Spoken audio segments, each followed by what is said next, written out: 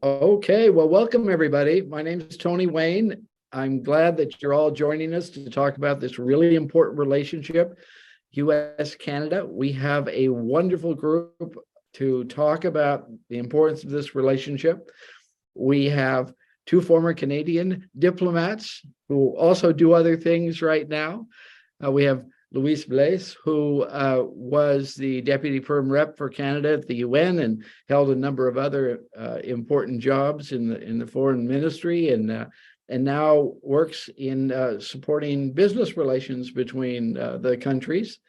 We have Colin Robertson, who has a long and respected diplomatic career and also has remained very much engaged as a researcher and a writer and an author at several very distinguished Canadian institutes, and participates with all of us in following North America as we go forward. We have we have three, I guess, former American diplomats also. Eric Farnsworth, who is generously co-hosting this and making this possible, the Council of the Americas and the Americas Society, and was a colleague of mine as a US diplomat just a few years ago. And we have Gordon Giffin, who was the US ambassador to Canada, and who I had the pleasure of working with during that period of time when I was in the European Affairs Bureau at the State Department, and he was ambassador in Canada. And again, Tony Wayne, a longtime US diplomat, and even once had Canada under my responsibility as I was a deputy assistant secretary for get this, for Canada and the European Union. There we are. So in any case, this is a really important relationship. I'm just going to set the stage. It's a relationship that often does not get the attention and respect that it's due. This visit by President Biden also is overdue to Canada. Often in the past, one of the very first visits by US presidents was to Canada. So this one, the Prime Minister of Canada came to Washington, but now we're doing that return visit. But it's a tremendously important relationship, and I often like to call it intermestic, in that it's international and domestic at the same time. The issues are so important for both countries that they're debated domestically, but yet by definition, they're international because it's between two countries. And in this case, the two countries are also partners on a whole range of international endeavors together. So lest you all forget, Canada is the #1 trading partner of the United States. Mexico is #2 and Canada is #3. So we trade twice as much with Canada as we do with China, more than twice as much. And in fact, the United States has about 7 million jobs supported by that trade with Canada. So it's very important. And it's a very seamless relationship in a whole number of ways, not just on trade, but also in security and in international policy and a number of other issues. Now, that doesn't mean there aren't differences. There are differences between neighbors, but there's a very integrated approach to dealing with these problems. And generally, well, overall, we have been able to find solutions, and generally, we find them through some tough negotiations, but in a cooperative way going forward. We also, with Canada, as distinct with Mexico, we have a very important national defense and security relationship that we'll hear about. The North American Air Defense Command, NORAD, is Canada leads that, actually. And then Canada is a NATO partner with the United States, and we work together on a number of international issues, including Ukraine, which we'll talk about, and then regional issues, which I think probably we may hear about too, dealing with migration. And in Haiti, we have worked together, and I think that topic might also come up when the presidents get together. But just let me briefly mention, I think we'll also hear about climate and the clean energy transition, and all the many elements that go into that when the two leaders meet. We will hear about the whole competitiveness agenda and the idea of making North America more competitive And that has as two very important players, Canada and the United States. And that, of course, implies dealing with China, because that's the main other production force in the world that we are looking to be competitive with. And so this, I think, will have a number of things that I'm sure my colleagues will talk about in that area also. The United States has undertaken some legislation in the last 18 months to enhance its own competitiveness, and our Canadian friends are concerned about certain parts of that legislation. So we'll likely hear a little bit about that as we discuss today going forward. But there's a great deal of good potential everywhere from semiconductors to critical minerals to dealing with all the things that will go into electric vehicle production and having those used across North America. So a lot to talk about and hear about today, and a lot of that revolves around resilient supply chains also, and making sure that the border is managed well and ready for any unexpected crises, as we saw a couple of years ago when we had a little crisis across both of our borders, the north and the south. USMCA is the acronym we use for the trade agreement between Canada, the United States, and Mexico. Overall, trade growth has been in the double digits in the past several years, so the trade is going well. There are some big issues to be sorted out that will count for how people assess the effectiveness of USMCA, and Canada and the United States are involved on different sides and the same sides on some of those issues. So we'll talk about that. Just to mention briefly, both Canada and the United States are also suffering from this plague of fentanyl, synthetic opioid, affecting our population, and a lot of people sadly dying from either, you might call it poisoning, or overdoses of this very lethal weapon. Then there, I called it a weapon. Lethal drug. Some call it a weapon, being deployed as a weapon. And then finally, there are a set of bilateral issues that I hope people will talk about also that are very important, including we have a treaty about the use of the water and the use of the Columbia River that's coming up for renewal. We have a number of issues around the Great Lakes and some issues about transport or water pollution. Those are issues we don't usually hear a lot about, but are very important for those who live and work on both sides of that border, and where all of this water flows from and flows to. So I hope we'll hear a little bit about that. Again, thanks to everybody for being with us. Maybe let me start off with asking Louise to make a few comments, and I'm going to ask everybody to talk for 5 or 6 minutes. And then we'll come back and have a broader conversation. Louise, over to you. Thank you so much, Tony. I hope my sound is okay. Can you hear me? Perfect. Yes. Well, I think you've laid the table very, very well. Obviously, being Canadian, what I'd like to do is probably provide a bit of a context on the Canadian side of this visit.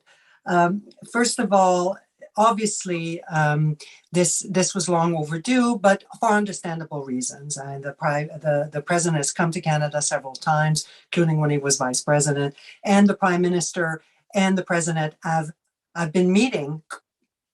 I think already they've met 3 times this year in the context of other trilateral or multilateral engagements. So they speak all the time, they see each other, they have a good relationship that stems from the time where the president was vice president. And so we expect in Canada, and this is a bit of the difference between Canada and the United States, is we've been talking about the visit of the president for weeks now. Even before it was officially announced, there was speculation as to when it was going to take place. This is front page news. It has been for several weeks now, the expectation that President Biden would be coming to Canada. Whereas you compare that with the amount of coverage that the visit has received in the United States, it gives you a little bit of an idea of the asymmetrical aspect of the relationship. But that being said, it's a warm and positive relationship, and I don't want to go over all of it because Tony did such a great job. What I'd like to maybe identify is a couple of things. One is the visit is happening just a few days ahead of the Canadian government depositing its annual budget, which will take place next week. This is particularly significant because of the industrial policy that's been put in place in the US through a series of mega bills that have been enacted, as well executive orders by the president, where we hear a lot of times by America and issues that are really focused on fostering economic growth south of the border. But what I expect to see happen during the visit is a continuing conversation that's been going on through the roadmap, which is one of the very first things that President Biden did when he became president, was to pen this roadmap with Prime Minister Trudeau, which was meant to revitalize the partnership between the two countries. So that's very much been in effect for the past 2 years. This meeting is a further catalyst for both governments to continue to intensify our work. And Tony alluded to some of the areas of strategic importance, like critical minerals and supply chains being at the center of it, how we're going to make our green transition. I think both countries understand that we are only going to be able to do this together. So what I would expect to see happen at this meeting, just before the budget, is a continuing conversation about how we can really integrate our approach to those global challenges.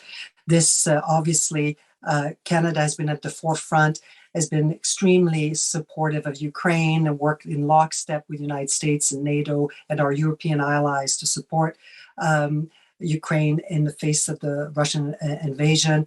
But at the same time, I think there's been a realization among both of our populations, and that goes beyond government, that we're going to need to increase our spending on security. And that's important in the context of the Canada-US relationship, because we share NORAD, which obviously received quite a bit of press with the shooting down the balloons, many of them.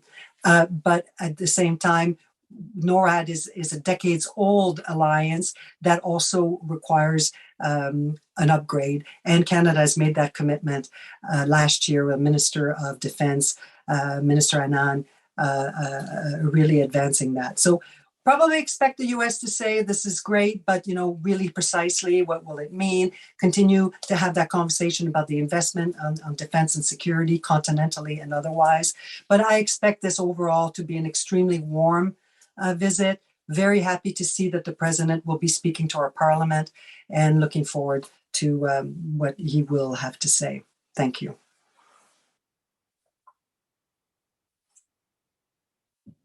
Thank you, Louise.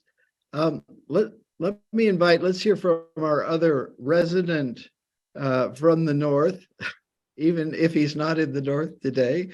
Colin Robertson, I know you've thought and written a lot on the defense and security issues also. So it seems that this might be a good time for you to add a few thoughts, and then we'll go to our my two co-nationals from the United States. Thank you. Well, thanks, Tony. And I think Louise has done an excellent job of, as she put it, sort of laying out the table, building on what you'd said, of what the issues are. Keep in mind that traditionally, we kind of group the Canada-US issues in three baskets: the defense and security, which is where the Americans usually push us to do more. On our side, we're pushing for trade and the border, because of course for us, remember, 75% of what we export goes to the United States, so that preferred access is vital to our prosperity, and how you manage the border is really important. And then the third basket, of course, climate, energy, and the environment, where we are more or less in sync. My guess is the president's going to push us hard on defense and security. We've committed under NATO to spend 2% of GDP on defense. Canada's only at 1.27%. And yes, we've made some recent investments towards NATO modernization, but we're going to be expected to do a lot more. Our armed forces strength is about 15% across the services: Navy, Army, Air Force below capacity. The United States would like us to take a lead in Haiti. We just simply haven't got the capacity to do that. We are doing what we can in NATO, but NATO now is going to take a greater interest in the North because of pressures mostly from the Russians, but also from the Chinese. We have found Chinese sonars sonars. And of course, as Louise pointed out, the Chinese balloon that was shot down off the Carolina coast had passed over Canada to begin with. So these are the issues that are going to matter. The president's going to say, push us on defense and security. We'll push hard as we talk about clean energy and the transition to the critical minerals that you need. Mostly will come, a lot of them are going to come from Canada, but we're going to need American help and financing in both mining and developing and refining them. And we'll want to get credit under the Paris Climate Agreement for what we're doing. And we really should be able to do that. And Tony, you alluded that we're both continentalists, that Mexico should be a piece of that. And so I think a lot of what is discussed over the next couple of days will have some application for the US-Mexico relationship as well, because continentally, we're extraordinarily strong. We have energy, we've got the resources, we've got the population, we've got the innovation and the market. If you could put this all together, we're quite powerful, but it's putting those pieces together. And so tomorrow is a big step forward. And again, as Louise said, the first roadmap that the US came up with was with Canada. It's one of the I think it was the first virtual summit the president had back in February 21. It's a 4-year plan. We're making progress on the various baskets. Over the last couple of weeks, the interagency process in the United States will have really honed in on this, although it's been complicated because the president's been in Kyiv and then Warsaw, then met in San Diego with the Australian and British prime ministers on the AUKUS agreement. So it's bundling that stuff together. But that meeting between the president and the prime minister, which will take place, will also be really important, because that's where, from a Canadian perspective, you're never sure how things are going to go. But when the two agree, things happen. And certainly we saw this with the original Canada-US Free Trade Agreement. It was Ronald Reagan and Brian Mulroney. And Reagan said, yeah, I'd like to see free trade from Alaska down to the tip of South America. But it began with the Canada-US Free Trade Agreement. And we've been sort of playing forward that ever since. First with the NAFTA, then the renegotiated, as we call it in Canada, CUSMA, Canada-US-Mexico Agreement, and as you refer to it, as US-Mexico-Canada Agreement. But the key is it does give us that continental base from which our economies can all grow. But keep in mind, and Canadians have to appreciate this, that you can't do growth and prosperity if you haven't got defense and security right.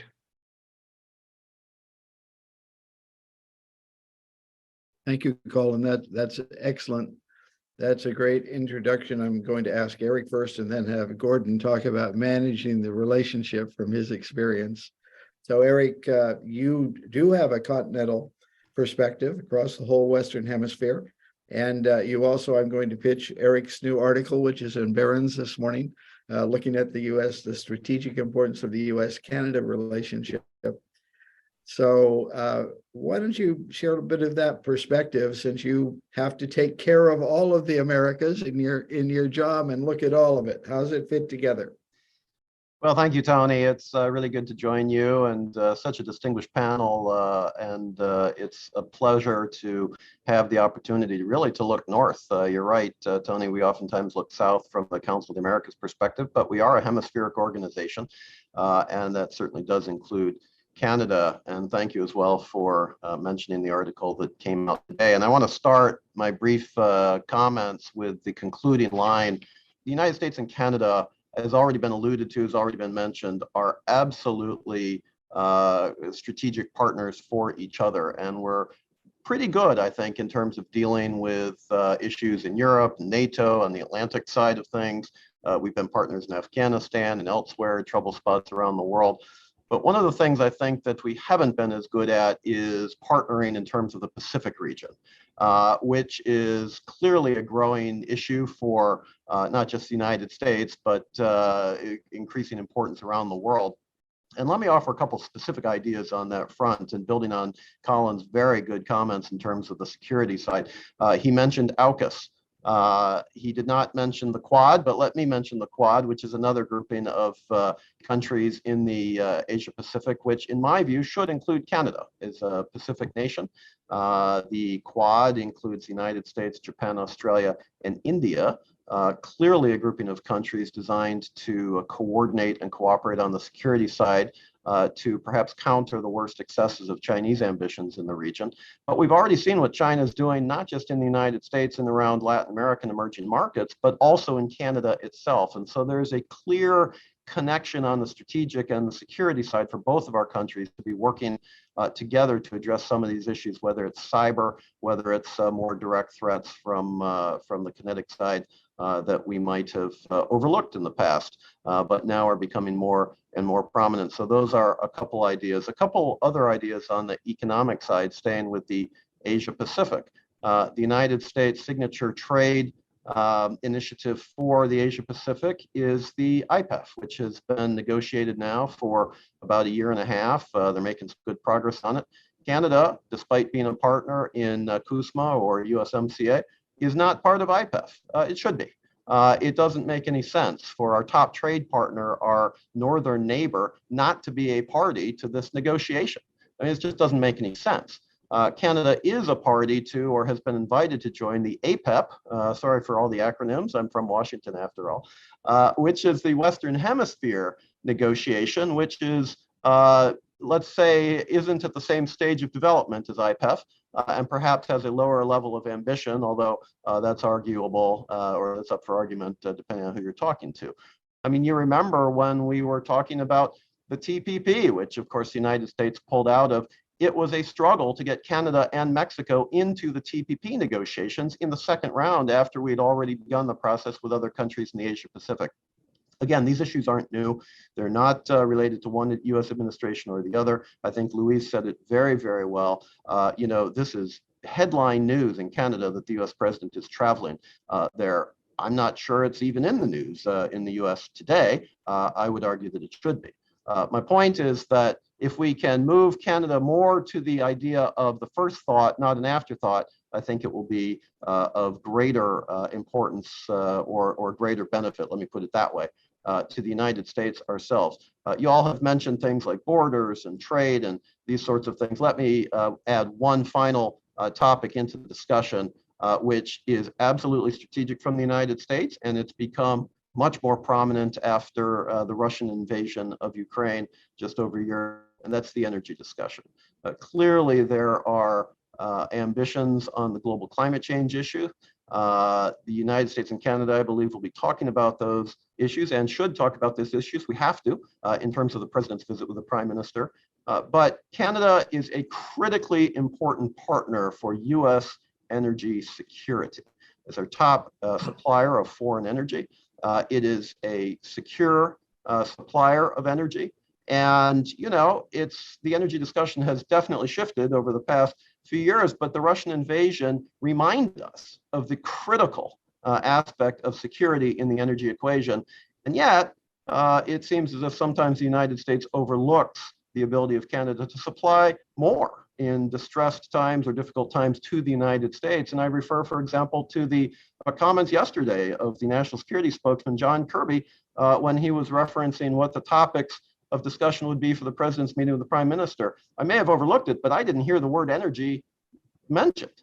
That to me should be right at the very forefront in terms of some of the things that we're doing. So whether it's national security in the certainly Europe context, European theater, but also the Asia Pacific, whether it's trade, whether it's energy, whether it's border security, I believe U.S. interests rise and fall very much based on how our relationship is working with Canada and the things we can do together. So Tony, let me leave it there, but really pleased to have the opportunity to join with such a distinguished panel and you as well. Eric, thank you very much. You're exactly right that Canada is, after all, our largest energy supplier. It should be mentioned. and having them in a number of these other Western, Eastern looking negotiations makes a lot of sense. For the same reason we used to have them as part of our European Affairs Bureau a long time ago in the State Department. They have ties in all directions they should have that affect us. Gordon, you got to manage this relationship, very complicated relationship, and I know that in your legal profession since, you've also worked on a number of issues, and you've stayed engaged on U.S.-Canada issues. So please give us your perspective on what it looks like to manage this relationship and what you see as some of the other issues also that we haven't touched on in detail that are very important, please. Thanks, Tony. And it's first a delight to be with all of you who are part of this program. I have literally worked with every single one of you and have enjoyed that throughout my career. I have to say, with Louise, her most distinguished title, I think, was Consul General for Canada in my hometown of Atlanta. The heck with the UN, Atlanta's more important. And I've worked with Colin certainly over the years, going back to when I was ambassador, and Tony, you were Deputy Assistant Secretary in the bureau that I entered, although I must say I participated in moving us from the EUR bureau into North America, which seemed at the time to make more sense, but I'm not sure in retrospect it does. First, I have to say, I think President Biden's visit must be 3 weeks, not 2 days, based on the menu of items that have been listed so far that quote, need to be addressed. But I do agree that it's an extraordinarily important visit. I don't think it matters when it comes in his tenure. Frankly, it's a little bit of lore, not really history, that American presidents have gone to Canada early in their tenure as presidents. If you go back through the record, that's really not the case, and it gets blown up a little bit too much in Canada as to whether or not that's an important indication of the strength of the relationship. I suggest that it's not. The timing of the engagement is not so important. Realize that the American president oftentimes is addressing challenges in the early part of their tenure and not opportunities. Dealing with Canada is not a challenge. It is replete with opportunities. And so it doesn't require an immediate fire drill to address working with Canada. It does require thought and diligence, and I think the next couple of days are a reflection of thought and diligence. 2 or 3 concepts about these meetings. First, and importantly, they're symbolic, and symbolism matters. And there's been some discussion about whether or not the visit has gotten a lot of press in the U.S. It has not, but to me, having, as you suggest, Tony, managed this relationship, it's not so much important what the press is paying attention to, it's what the U.S. government is paying attention to. And when an American president makes a visit to Canada, it turns the attention of the entire administration and the bureaucracy below it to the Canada-U.S. relationship, because there's an immediacy to it driven by the visit. And that is awfully important. Gaining the attention of the U.S. bureaucracy to the matters that require attention in the relationship is sometimes difficult, but a presidential visit focuses everyone in an immediate way. So the symbolism of this visit, particularly in the U.S., is quite important. It's obviously important in Canada as well, but it's in a sense the broader public symbolism in Canada, where importantly in the U.S., it's the symbolism within the government that the president is interested in this, the president's paying attention to it, and the president assigns some priority to it. And that makes a huge difference, in my experience, in turning attention to the opportunities and, in some cases, challenges in the relationship. Now, so the symbolism is awfully important. And the substance and timing obviously is important as well. There's a long list of items that are on the formal agenda of things to be discussed. All of them, I think, probably have been mentioned in advance by the other panelists. They will not all be discussed by the 2 leaders. There's not enough time. My guess is there'll be 3 or 4 principal items discussed during the meeting of the 2 leaders, but the ministers and secretaries will be talking about the rest of the list, which is just as important. And below that, the bureaucracy will have been working on an awful lot of details. And there will be some issues that are addressed in a way of so-called deliverables. At the end of the meeting, it'll be announced that certain things have been addressed. I suspect certainly border management will be one of them, because that's gotten a lot of press both in the United States and in Canada in recent weeks and months. But there will be deliverables and announceables as a result of the bureaucracy working very hard. There is a list of items to be discussed by the 2 principals. As I say, I don't think they'll get to all of them, but they will certainly address many of the highlights. I do think there'll be development on border management. Some of the chronic, long-standing issues that we've dealt with, lumber, for example, which I don't think anyone's mentioned, I doubt lumber will be resolved during this meeting. It's only been going on for 150 years, so I don't think we'll see it resolved by Friday. I do think there will be a fair amount of discussion about defense, combined collaborative defense, NORAD certainly, but even beyond NORAD. The discussion, Colin referred to it, about Canada's defense spending, it got a lot of attention during the Trump administration, where President Trump was a little undiplomatic in the way he was addressing defense spending by our partners in NATO. The fact is, we've been talking to Canada about defense spending for decades, and I do think that some additional effort will be discussed, whether in the NATO context or in the NORAD context. I mean, it seems to me it's an easy opportunity for Canada to say, we're going to heighten our commitment to dealing with security in the Arctic.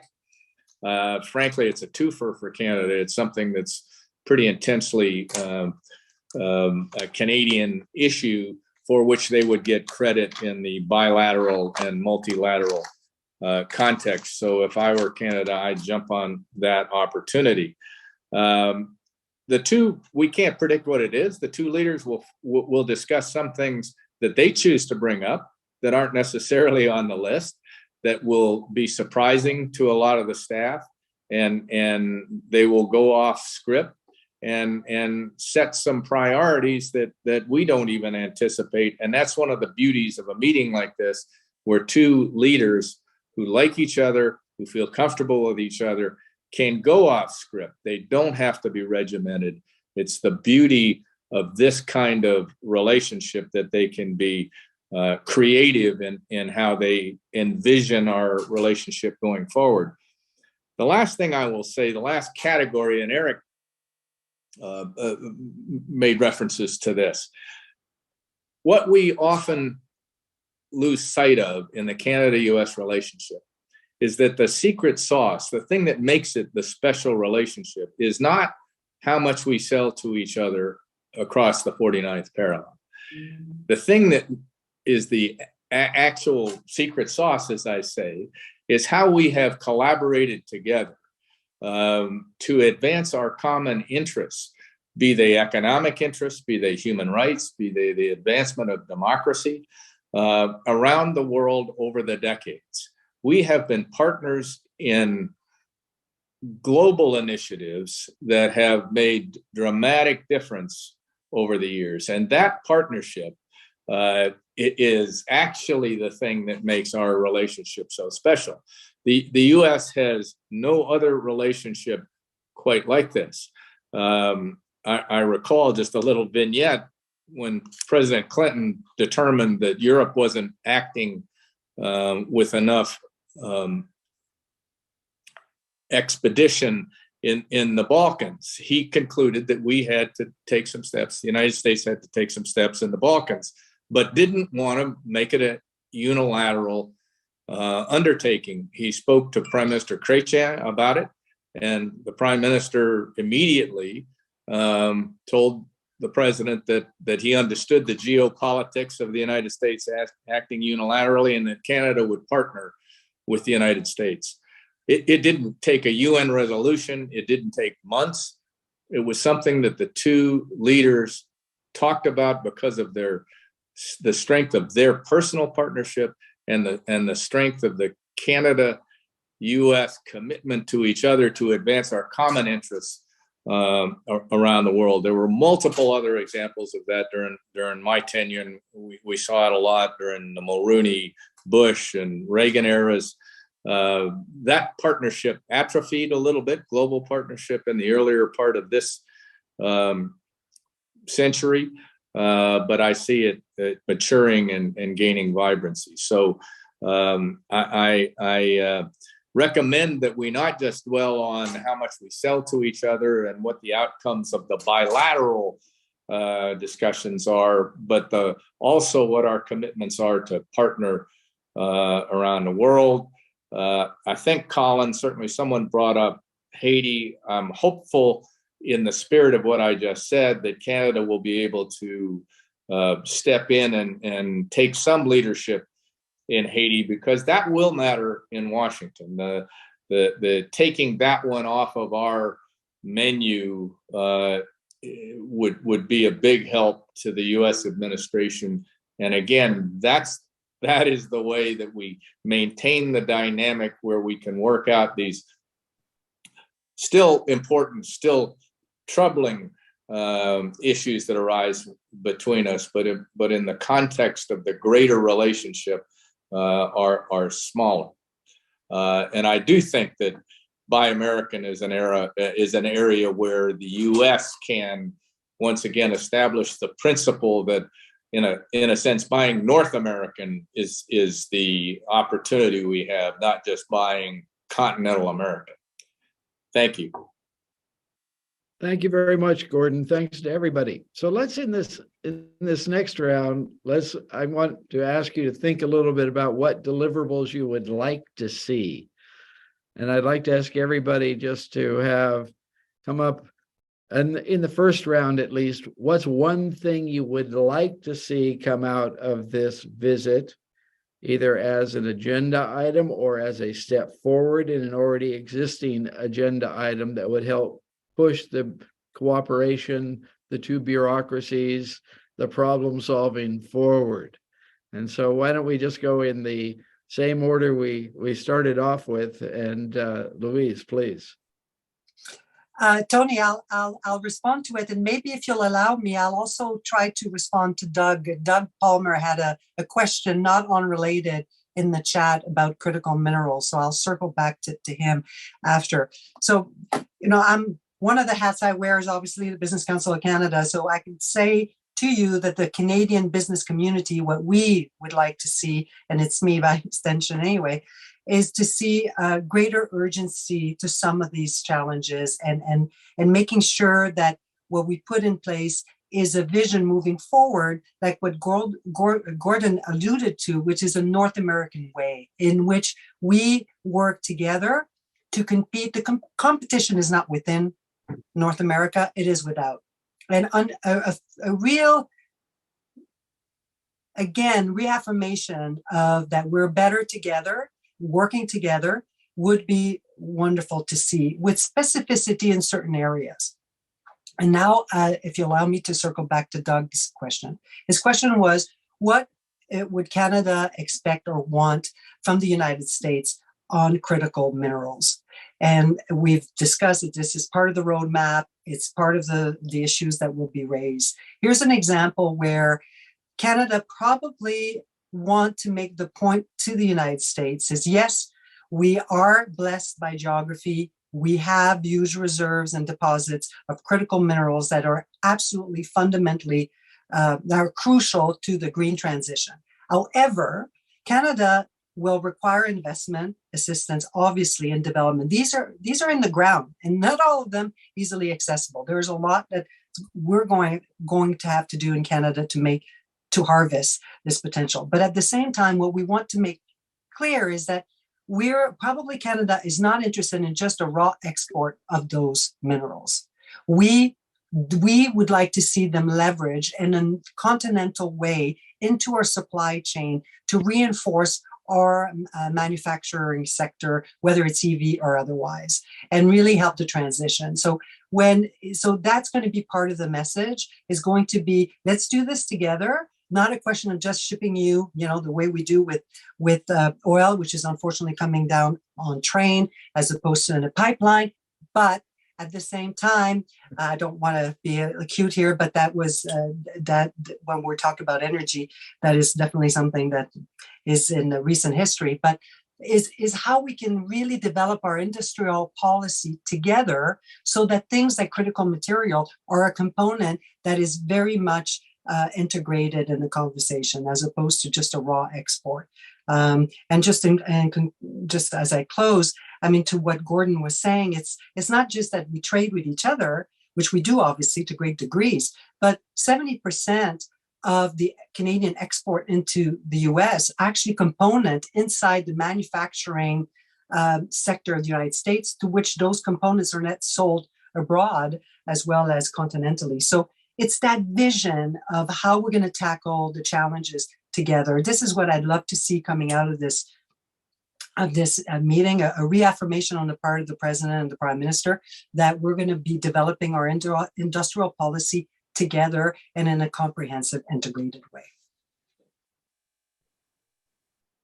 Thank you, Louise. And I've heard, of course, the American version of that also, which is, yes, we'd like to do that too. And so what are some ideas from Canada that can help complement the ideas the United States has put forward and is putting in action to take that forward? So let's see where that comes out.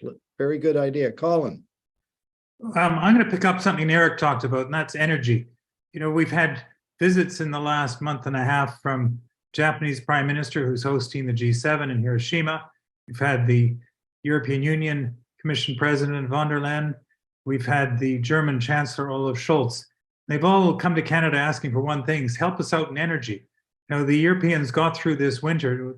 They're not getting energy from Russia anymore. That was their principal supplier. The war in Ukraine is going to go on for some time, barring battlefield victory or one or the other, which we don't know how that's going to play out. But the next winter will be, the Europeans are once again going to face energy challenges. The Japanese have suggested they've got energy challenges. What I'd like to see the Prime Minister and President is take a new look at how we can pool our energy resources, serving our own interests. That means looking at pipelines, and that perhaps means reconsidering how we do this, looking at grids, looking at how we can manage critical minerals fit into this, because I think it's a piece of energy, but uranium, we've got all sorts of opportunities in North America. We can be an energy supplier, but we should be looking at it continentally, and I would include Mexico in this as well if they want to play into it, but certainly Canada and the US, because that's what our allies are asking us for. And I'd take this as a short-term project that the Prime Minister and President could take to Hiroshima and present to the G7. I think that would be very welcome. That's a very interesting idea, Colin, and it certainly meets strategic needs of G7 and others as we're going forward. Thank you very much. Eric, what would you like to see? Well, I got to tell you, these two previous interventions have been fabulous, and I'm afraid mine won't rise to the same level, but congratulations to the panel for your outstanding ideas. I have a couple. Haiti's been mentioned a couple times. I purposefully did not talk about Haiti in terms of the Western Hemisphere, but Haiti is a failed state. Haiti is under full-scale social, economic, and political collapse. And the people of Haiti deserve a whole lot better than what they've gotten and what they're getting. Having said that, I personally think it's a little bit unseemly to see how this has been positioned as, Canada, you need to do this, right? Okay, Canada has interests. Canada has humanitarian instincts. Canada has been partners in Haiti several times before with the United States.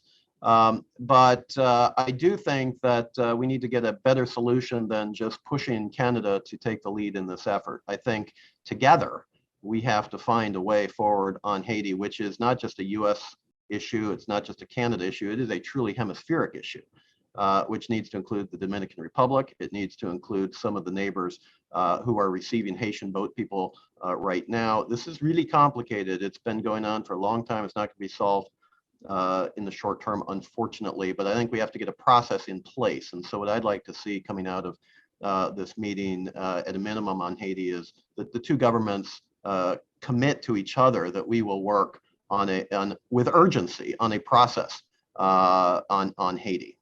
Second, I think this could be a very specific deliverable, although I don't anticipate that it's going to happen, is that Canada should be invited into IPEF.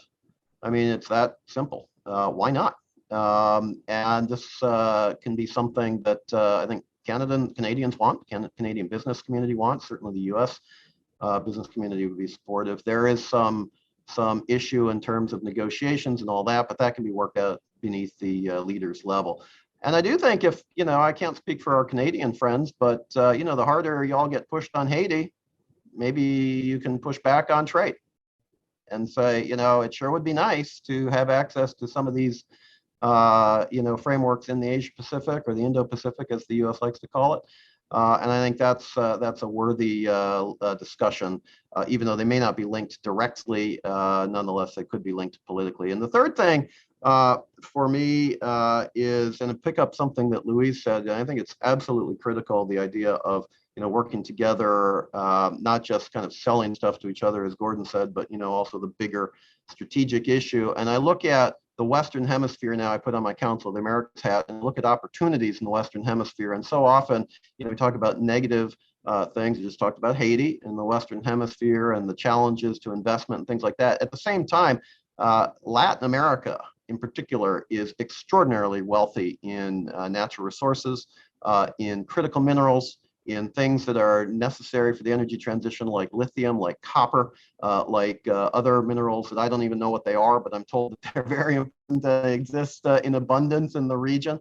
And we see headline after headline on a weekly basis of China moving in and investing lots of money with regional governments, particularly in South America. And, as a competitiveness issue, okay, we need to up our game, but there is a much bigger storyline. We don't have time to go into it, but a much bigger storyline here in terms of the implications of Chinese investment, state-led investment, led by the Chinese Communist Party, as opposed to Western-style investment that's led by the private sector and has, things like transparency and anti-corruption and, labor rights and that sort of thing that comes along with it. So there's a big conversation, I believe, that the United States and Canada can have together with our partners in the region. Canada is a mining giant. And investments all over the region in mining and extractives and things like this with ESG protections and understandings. That's a conversation I believe that together we can have in the region. And frankly, the Canadian voice sometimes travels farther because of the particular histories that we have with the region, which we also have to put on the table. So here are some ideas. Probably won't come out, out of the meetings with, specific answers to these, but hopefully we can begin at least the conversation with urgency. I like that word that Louise put on the table. Thanks very much, Eric. Gordon. Well, it's a disadvantage to go last because all the ideas have are already been advanced. Everything's been talked about, but not everyone's had a chance to talk about them. I agree with the perspectives advanced. I guess Eric and I have a little bit of a difference on Haiti because I don't think it's been an unseemly positioning of Canada. I do think it's a prototypical example of the United States saying, we need you to help us out on this one. And I don't think that's unseemly. To Colin's point, if Canada can't do it, then they've got to be forthright and say we can't do it. But again, part of the dynamic of the relationship that at least I experienced was Mr. Chrétien would pick up where he could do something that was in his interest, Canada's interest. He'd never do something that was in any way inconsistent with Canada's interest, but he'd look for places where Bill Clinton needed a little bit of help, and he'd go help him. And Chrétien was the consummate deal maker because I would very quickly hear, okay, we're we're going to do this, Gordon, but for that, I need this. And I'm sorry, that's just human nature. And it's part of the deal. So I don't think it's unseemly for the United States to make clear to their partner, we need help over here. Will you take that one? Because when you think about it, we're pouring billions and billions of dollars and an awful lot of psychic energy into Ukraine and the Pacific. So I just think that's an important part of the dynamic. To Louise's point, I completely agree. And I would put energy in the sort of continental industrial supply chain concept. I think there's an opportunity for us to leverage up our continental planning, if you will, about the future. To your point, the challenges are outside of our continental boundaries, not inside, to the degree that we ramp up our efficiencies in North America in the industrial energy policy area. It's a great opportunity. Colin, to your point about, in a sense, exporting energy, I think it's a great idea. I think we need to do further work together on that. I hope Canada brings up the Enbridge Line 5 issue with the U.S. administration, because the threat of one state or another in the United States shutting down a major pipeline that transits our two geographies, which is protected by a treaty that Joe Biden voted for when he was in the United States Senate. That would be an important example of some discussion about how we harmonize dealing with energy regulatory and infrastructure challenges in both countries. So I'm hopeful that there'll be some progress with respect to that as a symbol of how we work together on continental energy. I'd also suggest, Colin, that Canada needs to figure out how to build some pipelines in Canada so you can get some of the energy to the East Coast, because Europe needs liquefied natural gas, and it's coming from the United States now. It can't get to the East Coast of Canada. So there's all sorts of interesting opportunities together. And I'm just excited that this meeting's going to occur, and nothing but good will come of it. There'll be a vision for how we work together going forward, coming out of Friday, that we didn't have today. Tony, let me just jump in very quickly. Gordon, I don't disagree with what you said. I wasn't saying that the United States shouldn't be forthright about what we're requesting with Haiti, which is a very complicated issue. What I was saying is that the way it's been positioned, which is, and it's not just something that's come up over the last week or so, this has been going on for months. And so without going into the whole back and forth of the negotiations and discussions, it's the way it's come into the public consciousness in the current environment. That's what I was referencing, not the idea that the U.S. and Canada should not be partnering on this particularly complicated issue. But anyway, thanks for that clarification. Well, thanks each of you for these excellent ideas. I just note there are three other issues that were mentioned in the chat. One is the digital trade provisions under CUSMA or USMCA, and not that we have to get into that, but it is very it's sad that there are these differences between Canada and the United States, because digital is an area of great potential growth where both countries have the expertise and the talent to really take advantage of that. And so I hope they will have serious discussions. From the U.S. perspective, some of Canada's approaches are violating parts of CUSMA or USMCA, but I hope they can find a solution to that, important to go forward. Somebody early on mentioned the importance of bringing the Columbia River negotiations to a conclusion soon. I can only say I know on the U.S. side that was in the notes to be raised. We'll see if it gets raised. But I think it is a very important issue to bring to conclusion for sure.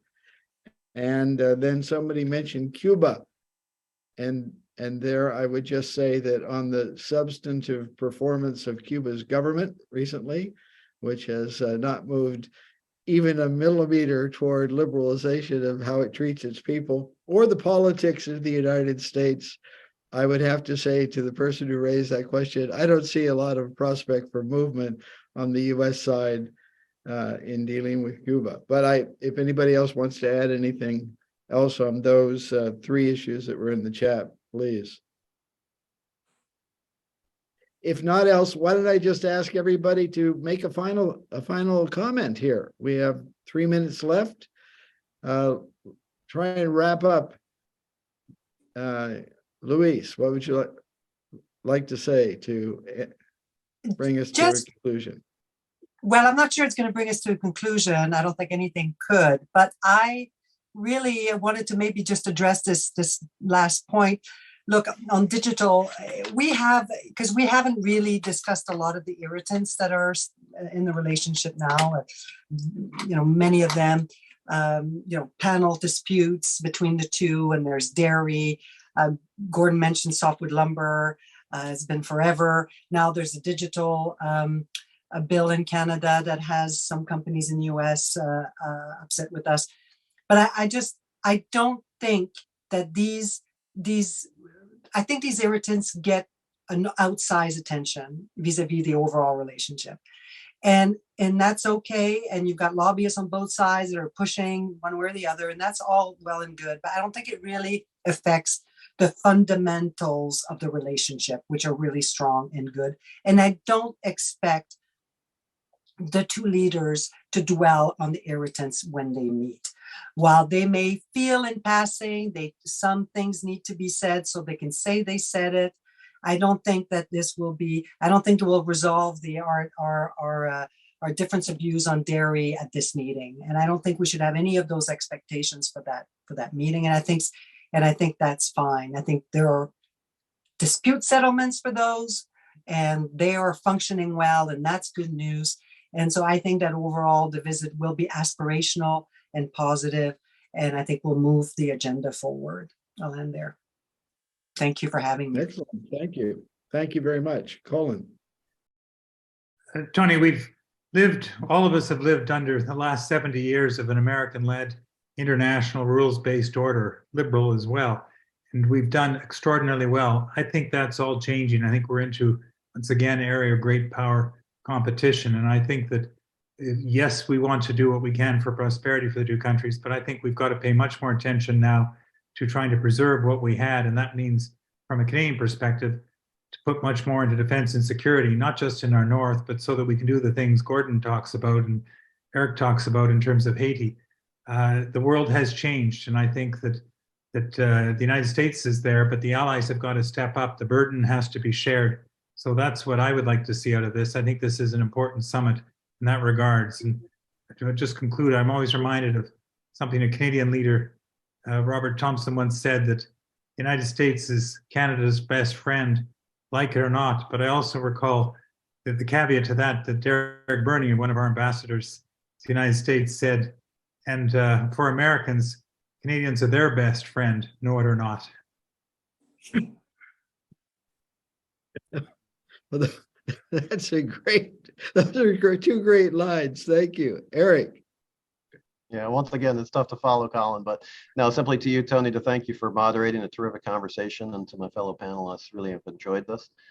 We've had, I think, a confluence of views, but not a complete overlap, and it's been a really good discussion with a lot of different topics that frankly aren't often discussed in a meaningful way in Washington, at least in a general forum like this one. So I'm really glad it came together the way it did. I mean, I want to just finish with by emphasizing Louise's point. I mean, people like me in the trade association and think tank world oftentimes, look at the U.S.-Canada relationship and we focus on all the things that aren't perfect.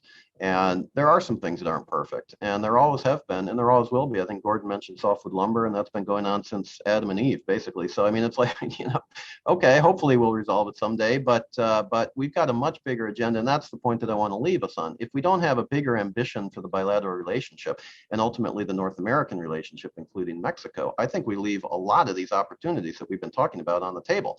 Unnecessarily so, but it's more important than that, because there is a strategic component now that Colin's been talking about, that, you know, if we're not working together, you know, in this new world that we face, I think both of our securities and frankly economic well-being is at risk. So to me, you know, I think both leaders certainly get that, their governments get it, but sometimes interest group politics intervene, and it's important, I think, to continue with that vision, that ambition as an overlay in terms of all the things that we're trying to do, because that'll make addressing, you know, some of the difficulties easier, but it will also help us in our broader ambitions globally. So again, thanks everybody. What a great conversation.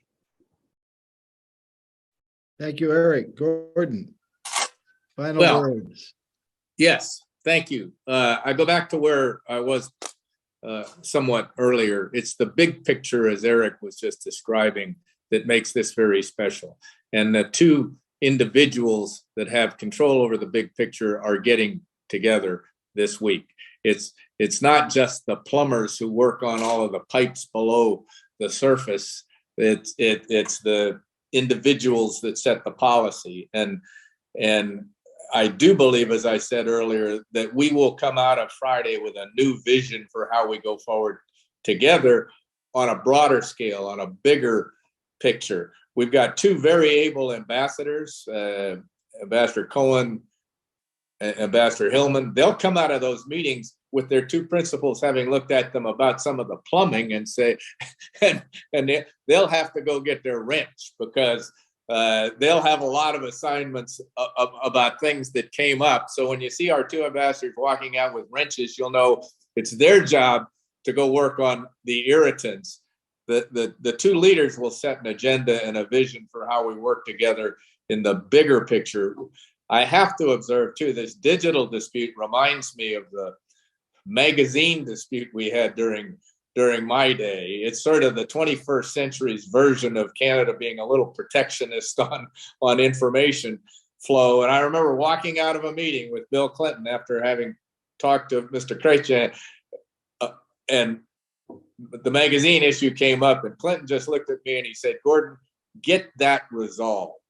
And so there'll be a few of those conversations after the meeting, but we'll come out with a big picture about how we go forward. Thank you, Gordon. Yes, I remember the magazines, and I remember the NFL broadcasts also. Yes. And yes, simultaneous substitution of Canadian ads on the Super Bowl, and I would get all sorts of calls at the embassy about why the United States was preventing Canadians from seeing the Super Bowl ads. It wasn't the United States, it was Canada. And the American ads were so much better. Yeah. well, that's one of the problems that will likely continue in various formats as technology advances to some degree. But thank you all very much for being with us. Thanks to the Council of the Americas. Thanks to the Woodrow Wilson Center for sponsoring this. And we'll look forward to that vision that we'll know about in the next 2 days. Thank you. Thanks to everybody. Merci. Thanks, Tony. Everyone.